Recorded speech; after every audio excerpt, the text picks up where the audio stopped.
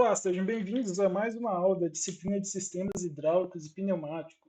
Nessa aula vamos falar sobre os nossos fluidos hidráulicos, que basicamente é o elemento do nosso sistema hidráulico que vai ser responsável pela transferência de energia através do trabalho, vai fazer a lubrificação e a refrigeração do nosso sistema. Temos também outras funções para esse fluido, que basicamente ali, se você tiver um contato metal com metal, vai acabar tendo algumas partículas que vão ser, vão ser, vão ser soltas pelo atrito ali desse metal com metal.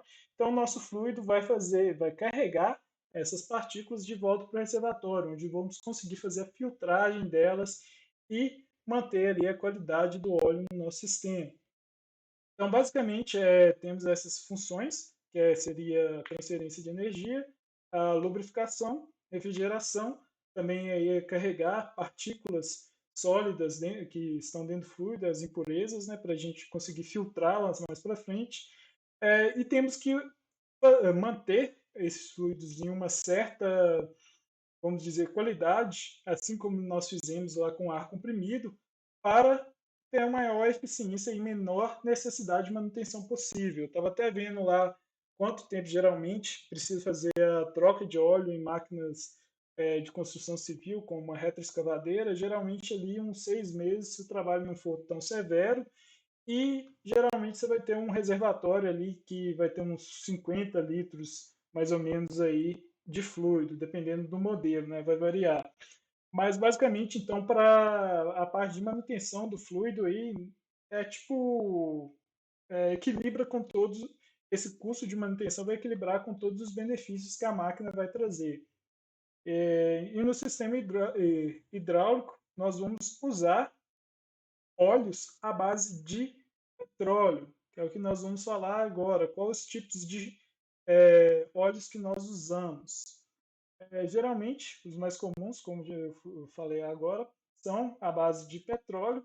Porém, para aplicar eles nos sistemas hidráulicos, eu tenho que até mudar aqui para pneumáticos, são adicionados aditivos. Então, basicamente, lá, por exemplo, se você tiver oxidação no nosso sistema, vai formar ali um ácido que gera partículas de carbono e resulta no aumento da viscosidade e baixa capacidade de filtração do nosso óleo. Então, vamos colocar aí inibidores de oxidação como aditivos para prolongar a vida útil desse óleo à base de petróleo.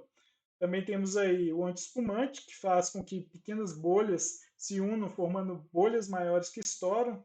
E a gente quer evitar também que tenha ar no nosso sistema.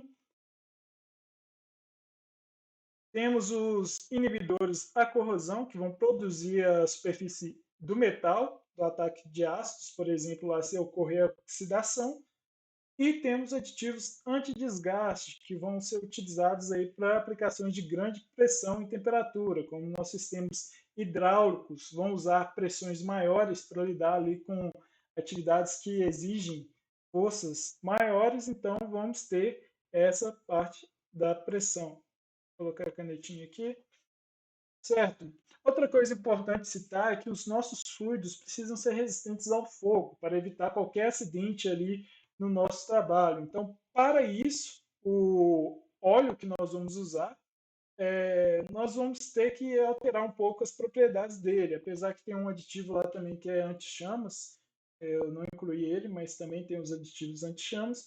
Podemos usar outros tipos de fluido, dependendo lá da sua aplicação. Se tiver em contato com essa parte de temperatura lá, de fogo, é preferível usar, então, algum desses fluidos resistentes ao fogo, ao invés de usar lá o óleo proveniente do petróleo. Então, podemos ter algumas misturas de óleo em água, que mistura aí 40% óleo e 60% água. Temos mistura aí de água em óleo, que é uma emulsão invertida dessa óleo em água, e basicamente as proporções vão mudar. Agora a gente vai usar 40% de água e 60% de óleo, que apresenta aí uma característica lubrificante melhor, né? Porque você vai ter mais óleo que água no seu sistema. Temos também a água glicol, que basicamente aí vai ser uma mistura de 60% água e 60% glicol. Vai ser utilizada aí principalmente em aplicações como, por exemplo, aeronaves, onde você vai precisar que o seu fluido não congele, ou aplicações lá em regiões mais frias, como o norte dos Estados Unidos ou na Europa. Temos também óleos sintéticos, que basicamente ele vai ter a composição de outros óleos, mas com frações aí de petróleo. Porém, ele tem o maior custo aí entre esses óleos não inflamáveis. Tem algumas pesquisas também procurando óleos de origem vegetal, animal, para usados em sistemas hidráulicos, mas acaba que com a disponibilidade dos óleos que são à base de petróleos é maior, acabam se usando esses tipos de óleos mesmo. Certo, então uma parte importante do nosso sistema hidráulico vai ser esse óleo, e para manter a qualidade dele, nós temos que manter a viscosidade desse óleo em uma certa faixa. Então, para isso, basicamente, nós temos que evitar o aumento da nossa temperatura, que basicamente a viscosidade vai ser uma função da temperatura. E o que, é que vai acontecer se a temperatura do nosso sistema aumentar? Vou ter ali perdas de carga nos elementos do sistema, e também vão ter um desgaste aí dos elementos do nosso sistema, dos nossos automatismos, porque a lubrificação não vai ser tão boa quanto antes, quando o óleo ali estava na temperatura ideal. Para isso, temos várias classificações já feitas, né, dos tipos de óleos mais usados, e um fator importante na escolha desses óleos é o índice de viscosidade, que basicamente vai mostrar qual é a variação da viscosidade do fluido em relação à temperatura. Então, por exemplo, aqui temos dois tipos de óleo, um com índice de viscosidade 50 e um índice de viscosidade de 90. Então, podemos ver lá que a viscosidade desse óleo com IV de 90 vai ser de 8.000 aqui quando a temperatura estiver em 0 Fahrenheit, e quando a temperatura aumentar lá para 210, vemos que ele chega basicamente aqui a uns 43 medidas aqui do SSU, da viscosidade. Então, basicamente, o óleo com IV 50 vai ser mais denso que o IV 90, quando a temperatura for 0 graus, 0 Fahrenheit.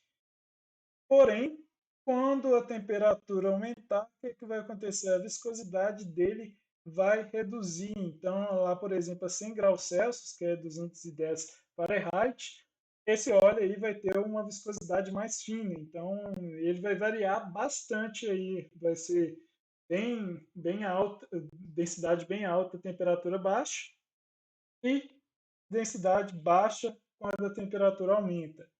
Basicamente, então, o óleo com IV 90 ele vai ser mais estável que o com IV 50.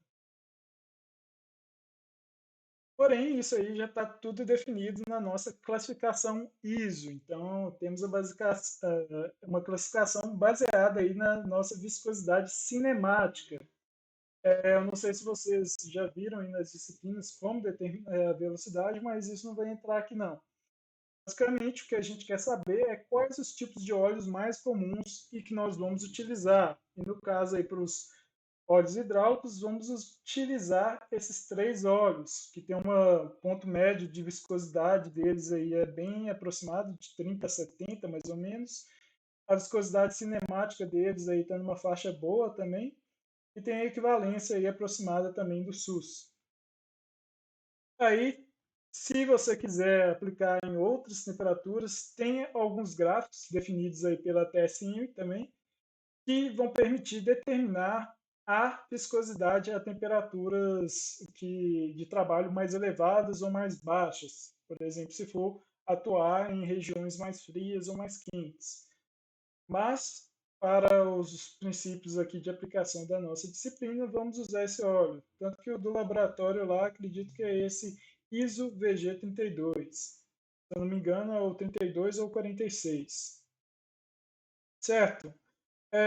Tem muitas outras coisas que podemos falar sobre a parte de fluidos hidráulicos, mas vocês provavelmente verão ou já viram na parte de manutenção lá alguns métodos de detecção da parte de impurezas, esse trem e tal, que a gente vai ver na próxima aula, que a gente vai falar sobre os contaminantes e os elementos filtrantes. Então, essa parte de fluido vai ficar por aqui e na próxima aula nós continuamos em relação a isso. Acredito que sobre óleo é só isso que precisamos saber por enquanto. Então, bom estudo, até a próxima aula.